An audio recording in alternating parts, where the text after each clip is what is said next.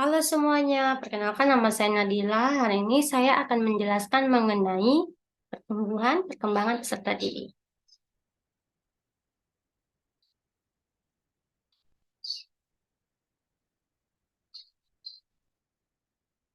Nah, yang akan saya bahas di sini mengenai hakikat pertumbuhan dan perkembangan peserta didik. Nah, sebelum masuk ke dalam, kita harus tahu dulu apa itu hakikat pertumbuhan dan apa itu hakikat perkembangan. Nah, hakikat pertumbuhan adalah suatu proses bertambahnya ukuran, volume, serta jumlah yang ditandai dengan bertambah panjang, berat, dan tinggi makhluk hidup yang bersifat irreversible. Artinya itu tidak dapat kembali ke dalam bentuk semula dan kuantitatif, dapat diukur. Pertumbuhan cenderung bersifat kuantitatif dan berkaitan dengan aspek fisik. Contoh kayak tangan.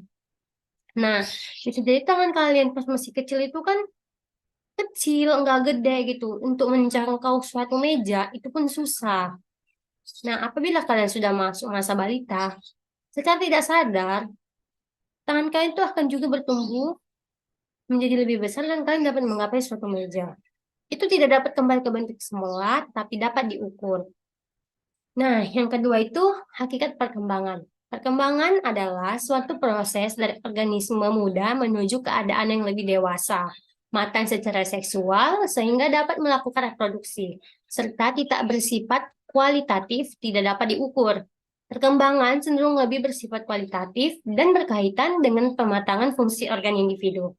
Nah, contohnya itu kayak kalian tuh di 5 tahun yang lalu tuh kecil. Nah, bisa 5 tahun ke depan kalian sudah masuk masa remaja.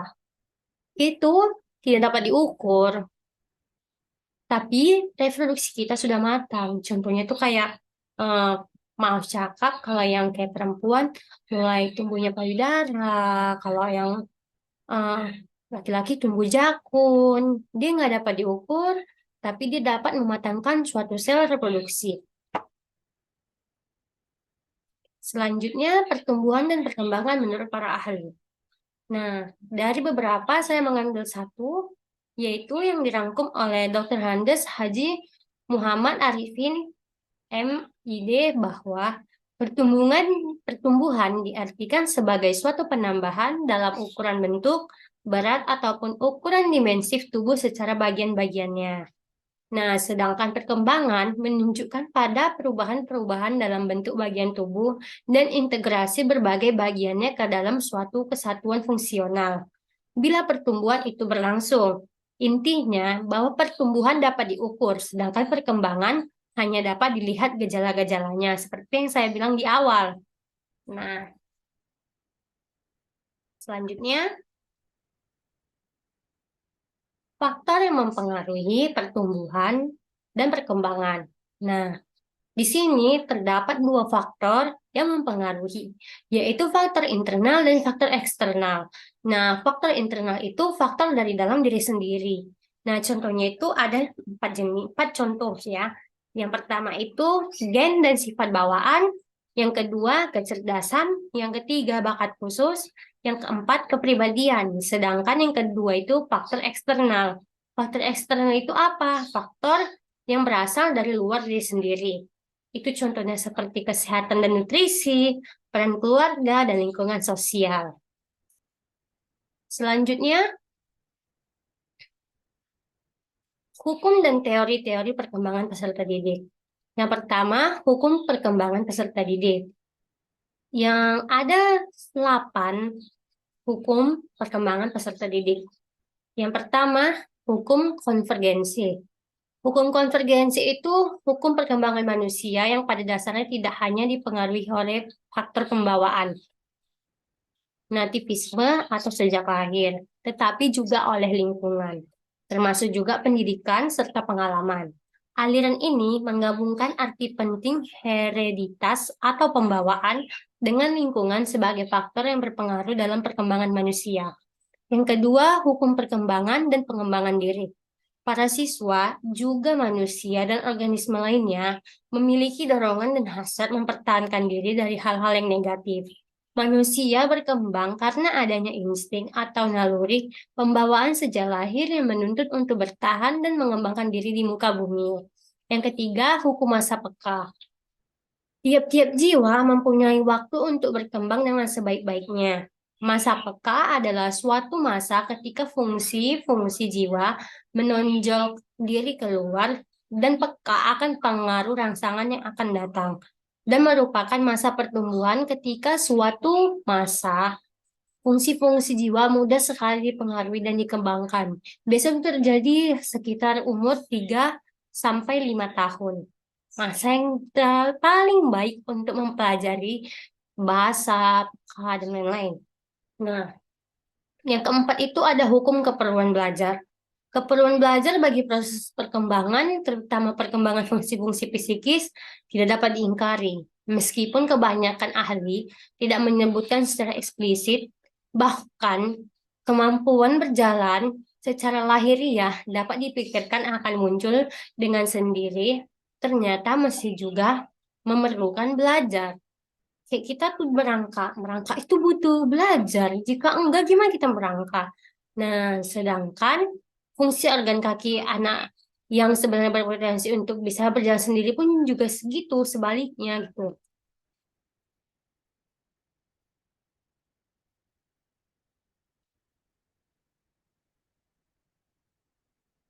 Nah, yang kelima, hukum kesatuan anggota badan.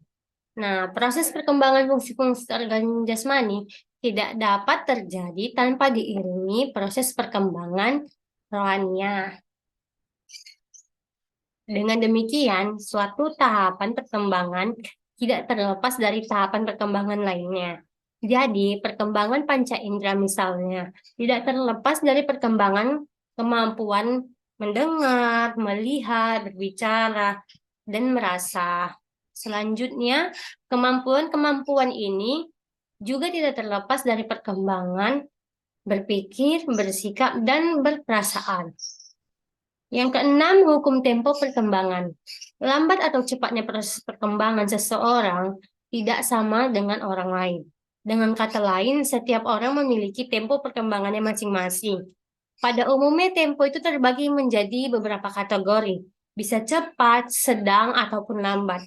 Tempo perkembangan yang terlalu cepat ataupun terlalu lambat itu menunjukkan kelainan yang relatif sangat jarang terjadi.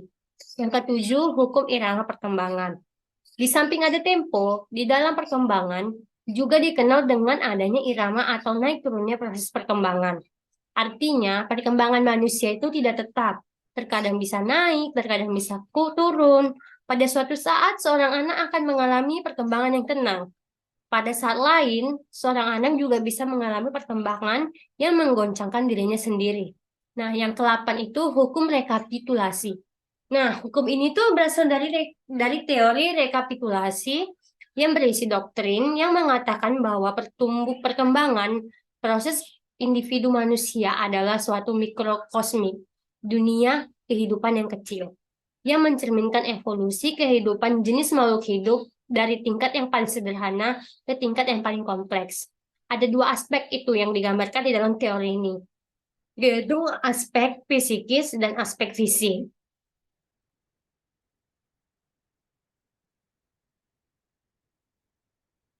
Nah, selanjutnya, teori pertumbuhan dan perkembangan peserta didik. Yang pertama itu adalah ada teori kognitif Piaget. Nah, perkembangan kognitif merupakan suatu proses genetik, yaitu suatu proses yang didasarkan atas mekanisme biologis perkembangan sistem syaraf. Dengan makin bertambahnya ukuran umur seseorang, maka makin komplekslah susunan sel syarafnya dan makin meningkat pula kemampuannya. Yang kedua, teori psikoanalitik Freud. Teori Freud mengenai kepribadian dapat diiktisarkan dalam rangka struktur, dinamik, dan perkembangan kepribadian. Menurut Freud, kepribadian terdiri atas 3 sistem atau 3 aspek. Yang pertama, ide, yaitu aspek biologis. Yang kedua, ego, aspek psikologis. Yang ketiga, superego, yaitu aspek sosiologis. Ketiga aspek itu masing-masing mempunyai fungsi, komponen, sifat, prinsip kerja, dinamika sendiri-sendiri Namun, ketiganya berhubungan dengan rapatnya sehingga tidak mungkin memisahkan pengaruhnya terhadap tingkah laku manusia.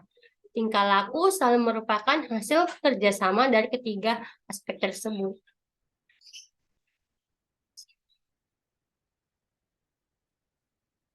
Yang ketiga ada teori psikoanalitik Erikson. Erik Erikson mengembangkan teori psikososial sebagai perkembangan teori psikososial Freud. Di dalam teori psikososial tersebut dapat disebutkan bahwa tahap perkembangan individu selama siklus hidupnya dibentuk oleh pengaruh sosial yang berinteraksi dengan individu yang menjadi matang secara fisik dan psikologis. Yang keempat, teori perkembangan belajar sosial. Teori belajar sosial dikembangkan oleh Bandura yang menyatakan bahwa orang belajar dari satu sama lain melalui pengamatan, peniru, dan modeling. Kemudian akan diterapkan atau ditiru. Penerapan akan diulangi jika dapat mendapatkan suatu penghargaan, dan tidak dapat diulangi jika mendapatkan hukuman. Yang kelima, teori perkembangan perseptual Vygotsky. Teori Vygotsky menentang gagasan-gagasan Piaget tentang bahasa dan pemikiran. Vygotsky menyatakan bahwa bahasa, bahkan dalam bentuknya yang paling awal, adalah berbasis sosial. Sementara Piaget menekan pada percakapan anak-anak yang bersifat egosentris dan berorientasi non-sosial.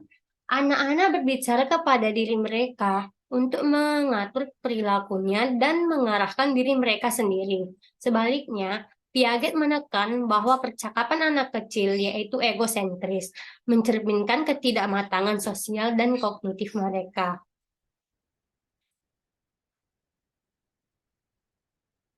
Nah, itu aja yang saya dapat hasilkan dan saya paparkan dari presentasi saya hari ini.